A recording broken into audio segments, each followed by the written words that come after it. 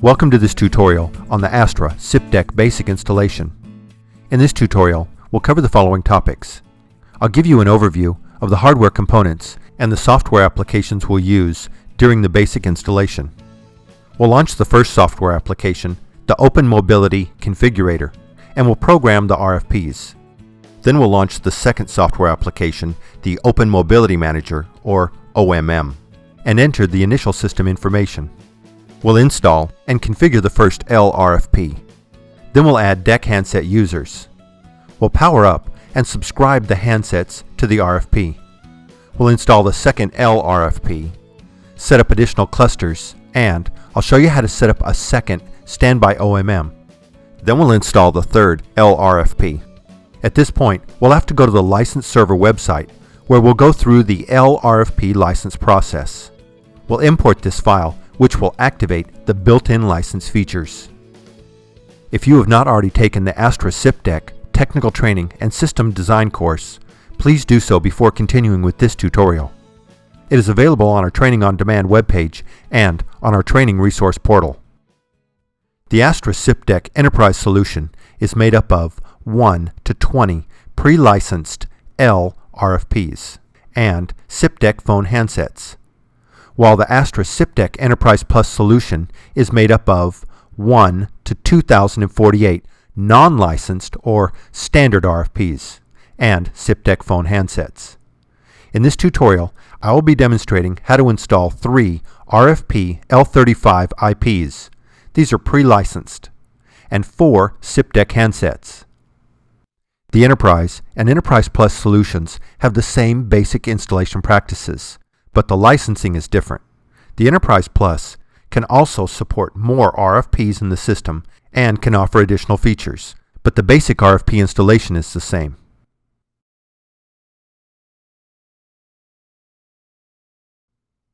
The RFP L35 comes with mounting screws, a paper mounting template. If your facility does not support Power over Ethernet, an optional RFP power cord can be purchased. With the handset, you get a charging cradle and a power cord. For the Enterprise solution, the RFPs, you will also need to purchase one separate OMM system CD. For the Enterprise Plus solution, additional bundled licenses will need to be purchased separately. The first step is to plug in your Power over Ethernet cable into the RFP. If your network does not support PoE, then you may plug in the optional power cable. Plug the charging cradle's power cable into the charging cradle base. The charging cradle is used to recharge the DECT handsets. That's the hardware we will be working with in this tutorial. We will also be using 2 software applications in this tutorial to configure and program the RFPs. They are the OM or Open Mobility Configurator and the OMM Open Mobility Manager. The first application, the OM Configurator, throughout this tutorial, I will simply refer to it as the configurator. This is a Java application that is included on the OMM system CD. We will use this software application to program a static IP address and other network settings onto each RFP. The other application is the OMM. This is a software application that resides on the first RFP and administers all handset and mobility features, including the signaling interface to the SIP call server or IPPBX. It also has a web interface application that we will use to add and configure RFPs and to create SIP-DECT handset users. After the RFP boots up, the RFP will need an IP address. This can be a static IP address or can be assigned by a pre-configured DHCP server using DHCP option 224 or 43. Warning: the RFP will not get the necessary settings with a standard DHCP network. In this tutorial, I will only cover how to assign a static IP address. We will use the configurator to assign the static IP address to each RFP. Static IP addresses are assigned by the IT group or system administrator that manages the Ethernet network. If you are not sure of what static IP address to use, check with them. The configurator is a Java application that requires that Java 1.6 or higher is installed on your computer. First, connect a PC or laptop to the same Ethernet network as your RFP. Here's a good tip. The easiest way for the configurator to communicate with the RFP is to be on the same subnet as the RFP. To launch the configurator, insert the OMM system CD and browse to the CD content in the software folder. Look for and double-click on the file om_configurator.jar. This will launch the configurator. In the upper right corner drop-down box is the NIC or network interface card that your PC or laptop will use to attempt to communicate with the RFP. I bring this up because some PCs have multiple Ethernet cards. If this applies to you, make sure you have selected the NIC that is connected to the same subnet as your RFP. Next, click on the Scan button in the top left corner. This will search for RFPs. Notice the status in the bottom left corner. Scan, request, OK. This means it found something. If it displays timer expired, it didn't auto-detect any RFPs. Here are a couple of simple quick things you can check if you see the display message, timer expired. Your PC or laptop is not connected to the same network or subnet. To troubleshoot, take the CD out of your PC or laptop and put the OMM system CD in an existing PC in the area. Then relaunch the configurator application and rescan. Another thing to check is that the RFP is not powered up. This could be because the LAN connection does not support PoE.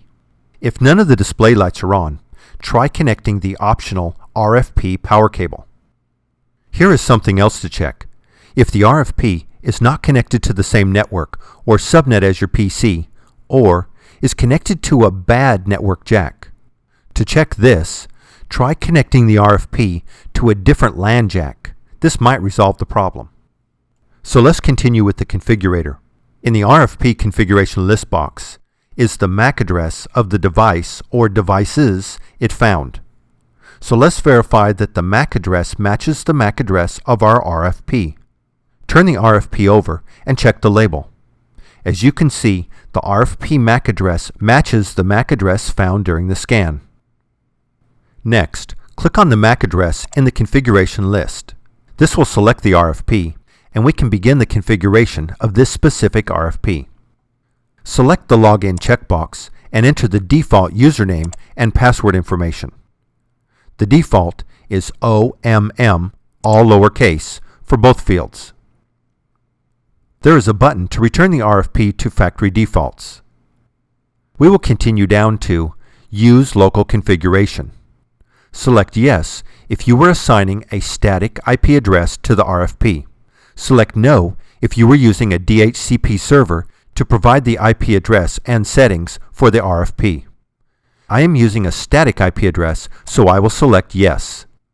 Next, enter the RFP's static IP address. For this RFP, it is 10.70.109.152. My network administrator assigned this IP address.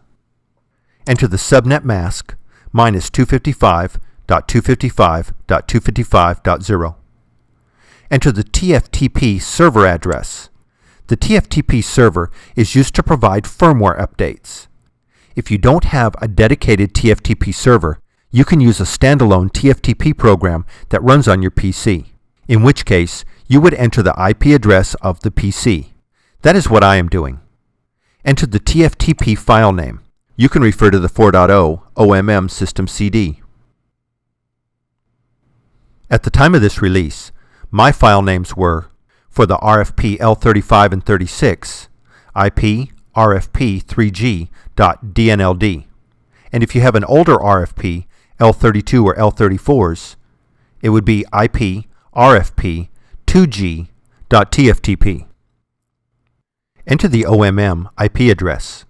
The first RFP's IP address will be the OMM IP address. So I will enter 10.70.109.152. This will now be the OMM IP address.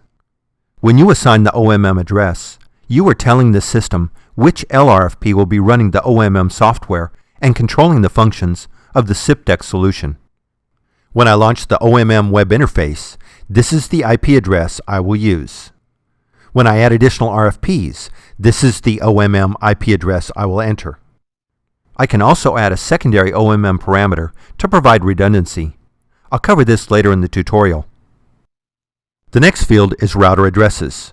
This is your gateway router IP address. Click on the plus sign and enter the gateway IP address.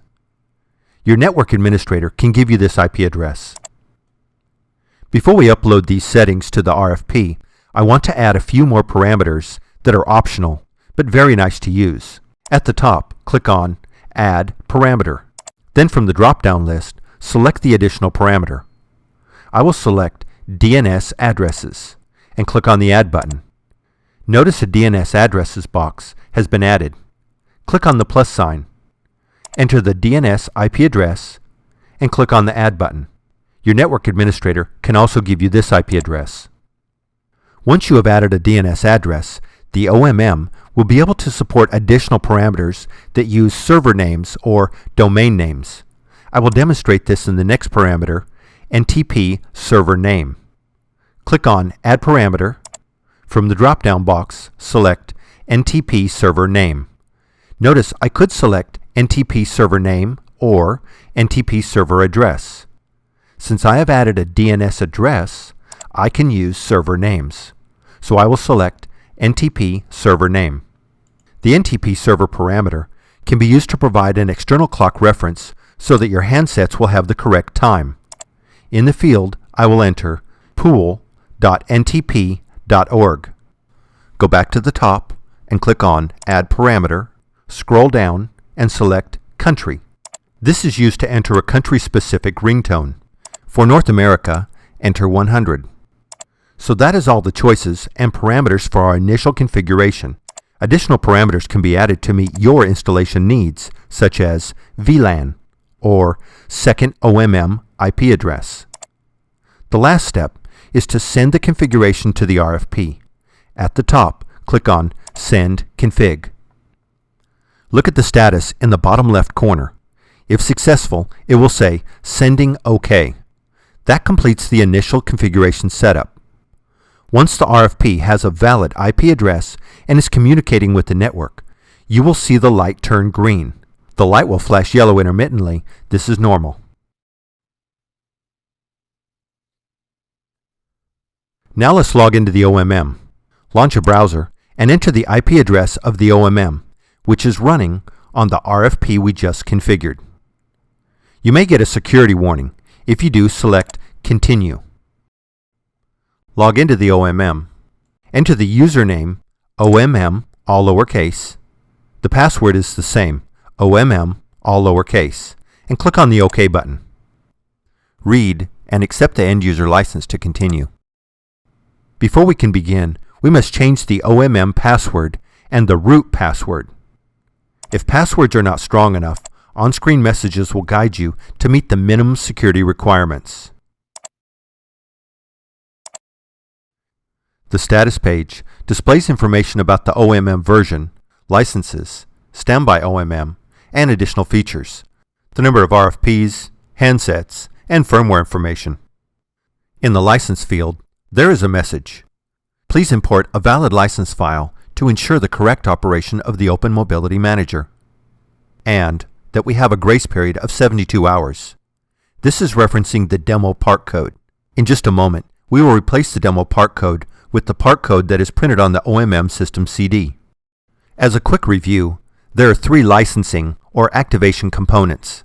I use the word activation because the LRFPs are pre-licensed.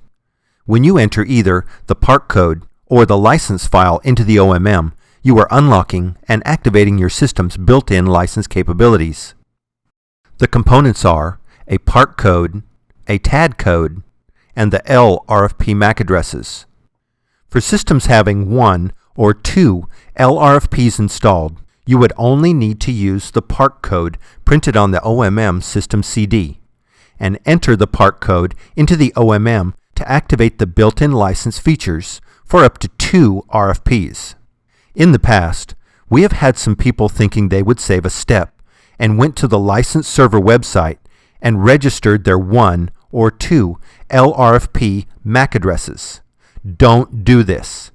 It will limit your system's maximum capacity to 2 RFPs, and then you're stuck. The license server needs 3 RFP MAC addresses to unlock the full capacity of the system, up to 20 RFPs. So for an installation that only has 1 or 2 RFPs, don't go to the website, just enter the part code into the OMM.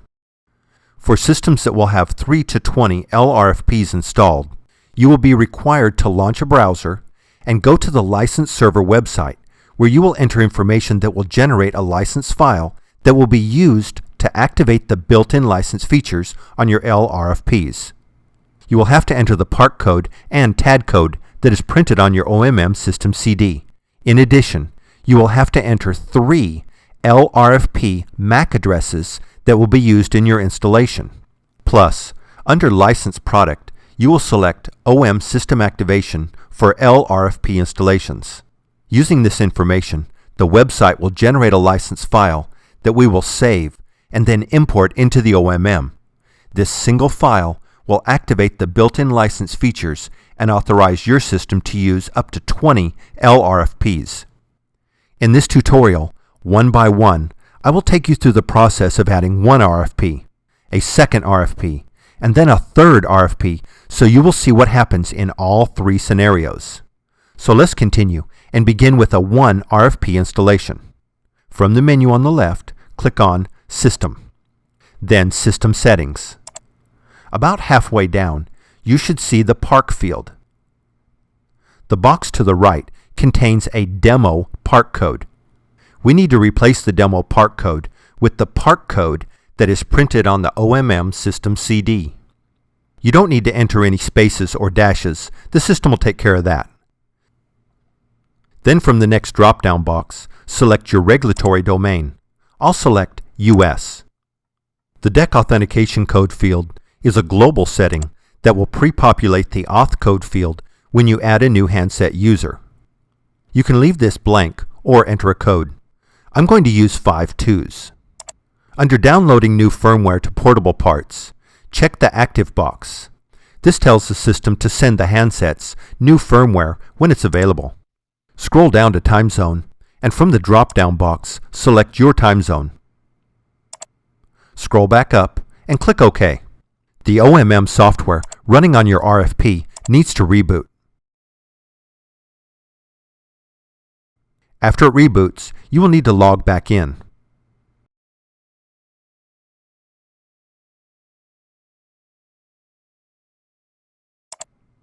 On the status screen to the right of licenses, you will see built-in licenses for up to 2 radio fixed parts, RFPs, meaning you can add a second RFP without having to do anything else. But when we add a third RFP, we will have to go get a license file and import it into the OMM to activate additional built-in license features. Go back to System and System Settings. Look at the part code we entered. Now look at the number to the right. The system has converted our part code that is printed on the OMM system CD and generated a fully numeric part code. This fully numeric part code is what we will enter into the SIP-DECT handsets. This is what we will use to pair or subscribe the handsets to the RFPs. I wanted to mention this now while we are thinking about part codes. We will come back to this in just a minute when we get to the handsets. So let's finish the basic configuration. Enter a system name. Then from the menu on the left, under System, click on SIP. We need to enter the telephony IP switch information, which is providing the extension numbers and telephone service for our SIP-DECT handsets. Enter the telephony IP switch IP address in the proxy server IP address field. Enter the same address in the register server IP address field. This information is provided to you by your service provider or your IT or telephony group. And if you look towards the bottom of the screen, you will see where you can select the preferred codecs that the handsets will use. When you're finished, click on the OK button. The OMM will attempt to begin communicating with the IP telephony switch.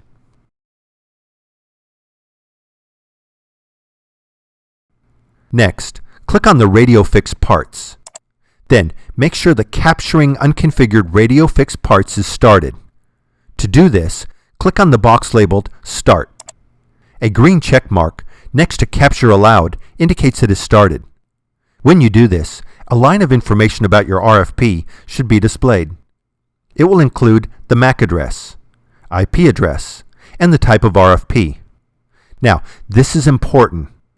Before your RFP will work, it must have two green check marks, one under Connected and one under Active. Here is what you need to do. Click on the Edit icon on the left. It looks like a piece of paper with a pencil on top. Type the name of this RFP. I will type RFP 1, my first RFP, TX for Texas, and N because this RFP is on the north part of my building. Click on the checkbox to the left of DECT Settings to activate the cluster. Then click on OK. Make sure Capture Allowed still has a green check mark. Watch the two fields under Connected and Active. Once you see two green check marks under Active and Connected, you will know your RFP is up and running. You have now completed the RFP basic configuration.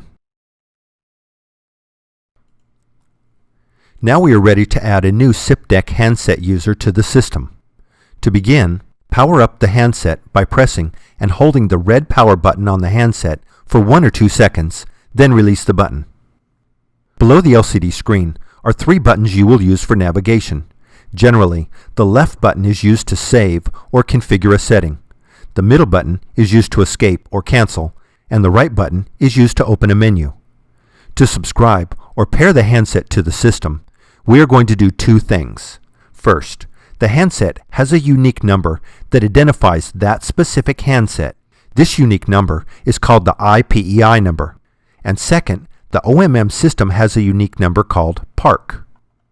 So we are going to tell the OMM system what IPEI handset number to look for, and then we are going to tell the handset what PARC code to look for. This will identify the OMM and the RFP to subscribe to. Use the arrow keys to highlight your language and press the left Save Navigation or OK button. Enter the auth code. Since I am just getting the IPEI off the handset and not really logging in, using a blank or no auth code will work for now. However, this will change when I add the user in the OMM and program in the auth code. I will leave this field blank and press the left navigation button to continue. Highlight and show IPEI and press the left OK navigation button. Write this number down or keep it handy because we are going to type this number into the OMM in the next step. Before I move on, I want to share something that may come in handy. You may have received the handsets after someone else has powered up the handsets and answered the language or auth code questions, in which case the handsets will power up to a no subscription or similar screen. First, I will show you how to navigate to the Show IPEI menu, and second, I will show you how to reset the handsets to factory default. Okay, to go to the Show IPEI menu, press the right navigation button to open a menu. Arrow down until the word System is highlighted. Press the left navigation button to select OK. Arrow down, highlight Show IPEI, and press the left OK navigation button, and there is the IPEI number. Anytime you are in a menu, you can return directly to the main screen by quickly pressing the red hang-up/power button. Now I will show you how to reset the handset to factory default. Press the right menu navigation button. Once you are in a menu, anywhere in the menu, on the dial pad, press ****76#. Watch the top of the screen switch from Menu to Service Mode. Arrow down and highlight Reset Functions. Then press the left OK navigation button. Arrow down and highlight Master Reset and press the left OK navigation button. Press the left OK navigation button again to confirm yes.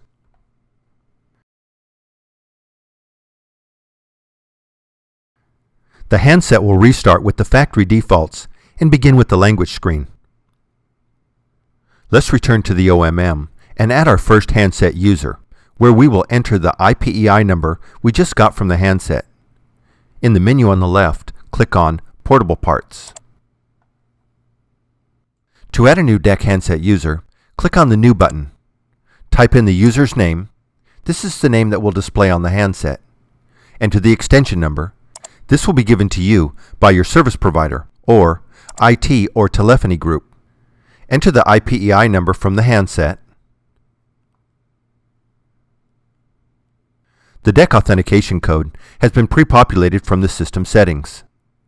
Under SIP authentication, enter the username, and if used, a password. My IT group used the extension number as the username and didn't require a password. When you are finished, click on the OK button. The next thing is to make sure the subscription allowed is started. If it is not, click on the Start button. When subscription allowed is started, you will see a green check mark. One last thing, remember when I was talking about the part code under the menu System and System Settings? The all-numeric part code that the system generated is also listed on the Portable Parts page.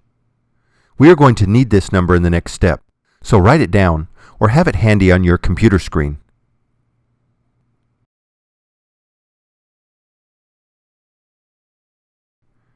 On the handset, return to the main screen.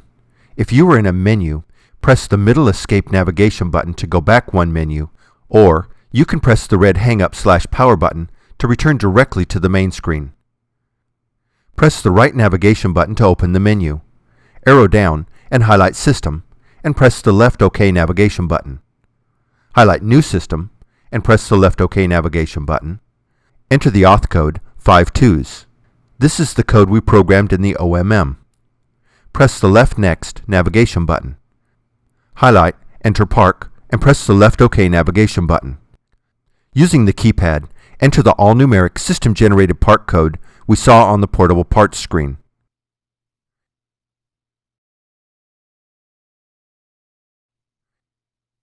And press the left Next Navigation button. The handset will attempt to subscribe to the system. If it subscribes, you will see the word Success. Now press the red Hang-Up/Power button to return to the main screen. You will see the name, number, and system name you programmed into the OMM. So we have now successfully configured one RFP, added a handset user, and subscribed the user. Our system is now fully functional. The next thing I want to do is to add 3 more handset users.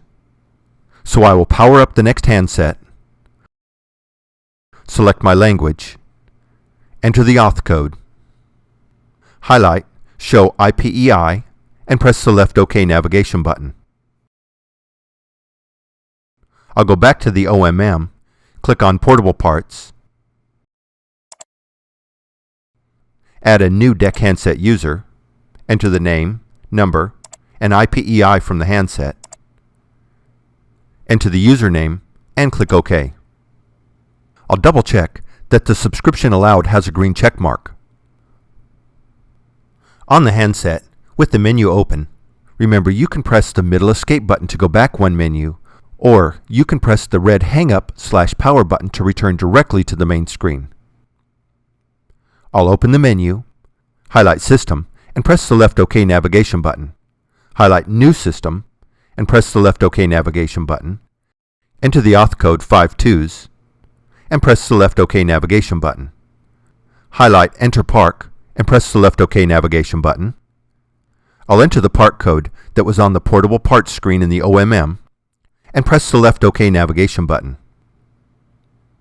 The handset will attempt to subscribe to the system. I'll wait until I see the word Success, and press the red Hang-Up/Power button to return to the main screen. There is my second user and number. I'll add the third user.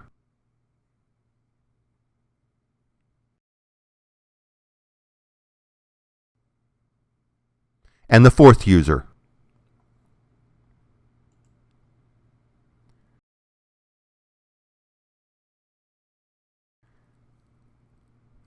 Continue this process to add all of your users and to subscribe your handsets.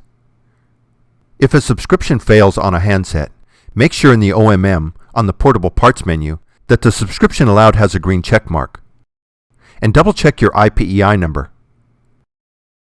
If the handset still won't subscribe, but all of the information is correct, delete the user in the OMM and re-add it as a new user. Then, retry to subscribe the handset.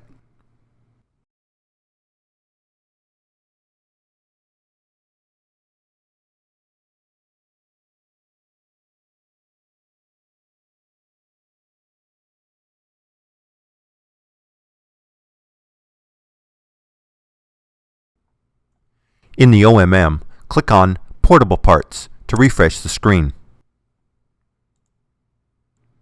One final note on subscribing handsets. There are multiple ways to build, add, and subscribe handsets. The method in this tutorial may take a little longer than other methods, but has the highest probability of a successful subscription to the correct RFP. Now let's add a second RFP. Plug the second RFP into the PoE network. Again, if the network does not support PoE, you can use the optional power cable. As with the first RFP, make sure your PC is on the same subnet as the second RFP. Use the OMM System CD and launch the configurator. Click on the Scan button and watch the status in the bottom left corner. Scan Request OK. This time, I see 2 MAC addresses. Verify the new MAC address matches the second RFP. It does. Click on the second MAC address. Click on the Login checkbox and enter the default username and password information. The default is OMM, all lowercase, for both fields. We will continue down to Use Local Configuration. Select Yes if you were assigning a static IP address to the RFP. Next, I'll enter in the second RFP's static IP address. Again, I got this from the network administrator. It is 10.70.109.165. Enter the subnet mask, -255.255.255.0. Enter the TFTP server address.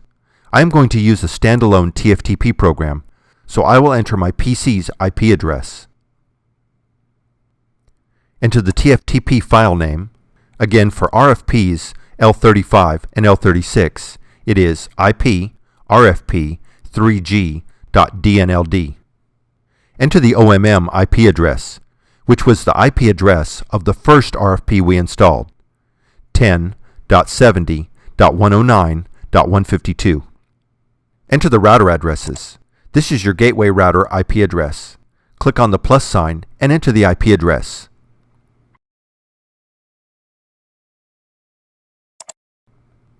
I'll add the same parameters as I did on the first RFP. DNS addresses,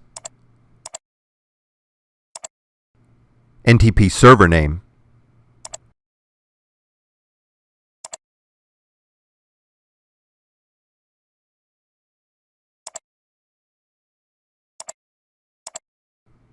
country. Then I'll click on Send Config. Again, watch the status in the bottom left corner. If successful, it will say Sending OK. That completes the initial configurator setup for the second RFP. Again, once the RFP has a valid IP address and is communicating with the network, you will see the light turn green. Now let's log into the OMM. Remember, the OMM IP address is the first RFP we turned up. So in my browser, I will enter 10.70.109.152. Go to Radio Fixed Parts. If needed, click on the Start button to activate Capture Allowed. This is indicated by a green check mark. After a few seconds, you should see the second RFP. Above our first RFP, it says DEC Cluster Number 1, and there is one RFP in this cluster. Let's also add the second RFP to this cluster, meaning these two RFPs will be synchronized in the same cluster and can hand over active calls from one RFP to another as DEC handset users walk around. Click on the edit icon and enter the name. I will use RFP 2, Texas, east part of the building. Check the box to the left of deck settings, then enter the cluster number. This is what ties the RFPs together. And click on the OK button. I now have deck cluster number 1 with 2 RFPs in it. After a short time, you will see the second RFP become connected and active. As an additional note, once the new RFP becomes part of your system, the RFP's password is updated to your system password. For my example, it was OMM, the default. Now it's the system password which I created, which is DEC 2134. So if we go back to the configurator to edit this RFP, we will need to use the system password from now on. Before we move on, I want to show you 2 additional pieces of information regarding the RFPs, which is how to set up multiple clusters and how to set up a second standby OMM. Sometimes RFPs don't need to be part of the same cluster. For example, if they are in a different building, these RFPs can be put into a different cluster. RFPs in different clusters will not be synchronized with each other, meaning active calls will not be handed off or handed over between 2 different clusters. However, handsets will still be subscribed across the entire network or system. So when the DEC handset user goes to the other building, the handset will still work without requiring resubscription. To put an RFP in a different cluster, click on the Edit button.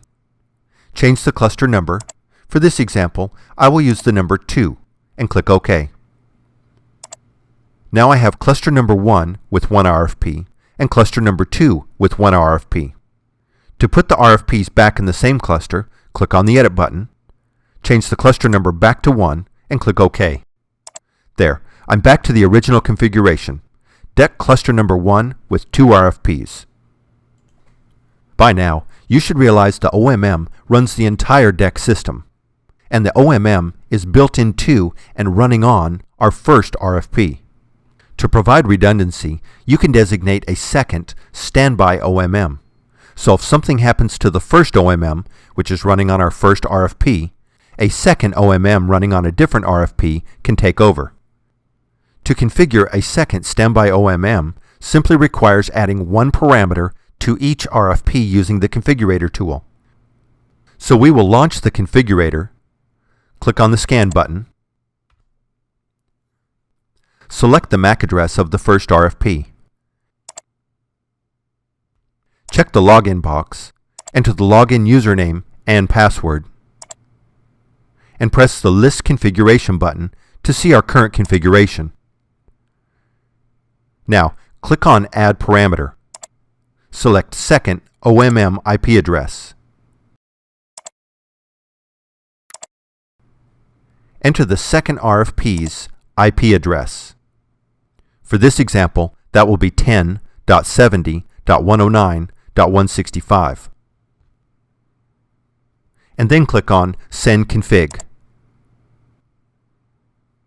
Repeat the process for the second RFP. Click on the MAC. The login information will be stored while the current session is open. Press the List Configuration button. Click on Add Parameter. Select Second OMM IP address. Enter the IP address. Again, for my example, it is 10.70.109.165. Then click on Send Config. One last thing. For every additional RFP that you turn up, you will need to add this parameter so that it will know how to get to the OMM and how to get to the second standby OMM. Now with this configuration, if anything happens to our first OMM, which is running on our first RFP, the second standby OMM, which is running on a different RFP, can take over. Be aware that the service will be interrupted for a small amount of time while the second OMM begins the process to take over the DEC system.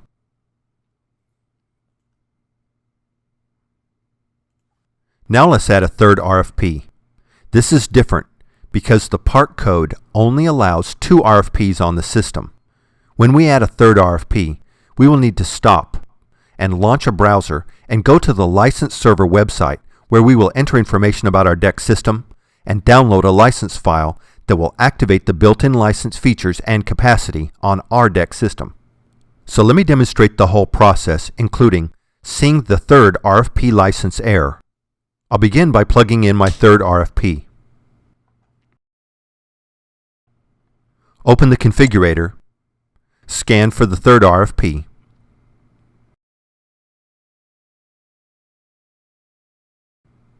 When it finds it, I'll verify the MAC address, then input the third RFP's information.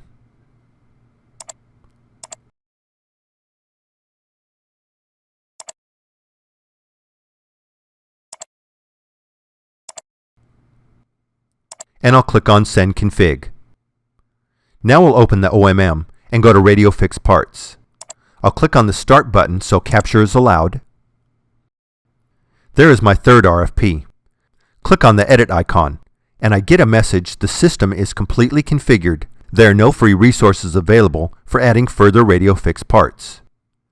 Before we can add a third LRFP, we will need to import a license file that will activate the built-in license features. For this next step, we will need 3 RFP MAC addresses, which are right here on the Radio Fix Parts page. You will also need the TAD code and PARC code that is printed on the OMM system CD. The process is pretty simple. We will go to the license server webpage and enter the 3 LRFP MAC addresses, the TAD code, and the PARC code, and you'll be prompted to download a license file. We will then import the license file into the OMM to activate the license features and unlock the system's full 20 LRFP capacity. So let's begin. Open a web browser window and go to http://license.astra.de. Click on the tab Generation of Licenses. Then on the left, click on Generate License. Select the license carrier type SIP-DECT. One at a time, enter the 3 LRFP MAC addresses. Double check to make sure you've typed the addresses correctly. Then click on the Check MAC button. From the drop-down menu, select your release. Enter the TAD code printed on the OMM CD. Click on Check TAD.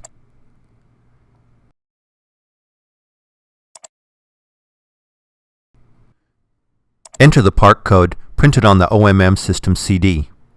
Optionally, you can leave this field blank, and the system will generate a new PARC code. However, this will require resubscription of the handsets.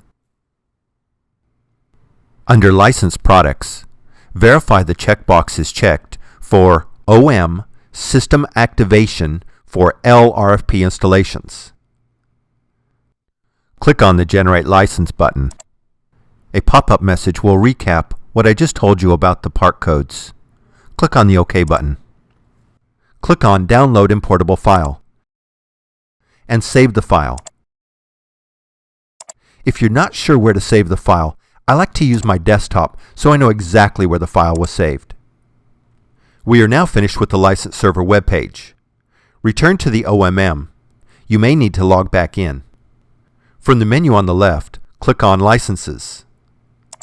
Then under License File Import, click on Browse. Navigate to the location or folder where you saved the license file. I saved my license file to my desktop, so I will select Desktop and then select the license file and click on Open. The final step is to click on the Import button. The OMM will restart with the new license features activated and expand your system capacity to 20 RFPs. In your browser, relaunch the OMM IP address and log back in. Now let's look at the status screen. You will see the license field has been updated and the system can now be configured with up to 20 LRFPs. So I'll return to Radio Fix Parts and continue to configure the third RFP. I'll click on the Edit icon, give it a name, check the DECT setting box and assign it to DECT cluster number 1 and click OK.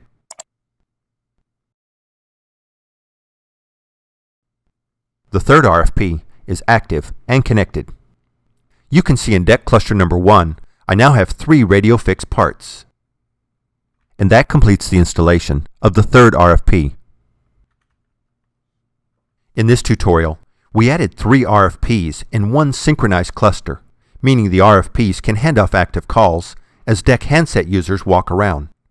We have an OMM, a second standby OMM, and we have added 4 SIP-DECT handset users. We also went to the license server website, entered the system information, downloaded the license file, and then imported the license file into the OMM, which activated the license features and unlocked the system's LRFP capacity for up to 20 LRFPs. We hope you found this tutorial helpful on the Aastra SIP-DECT basic installation.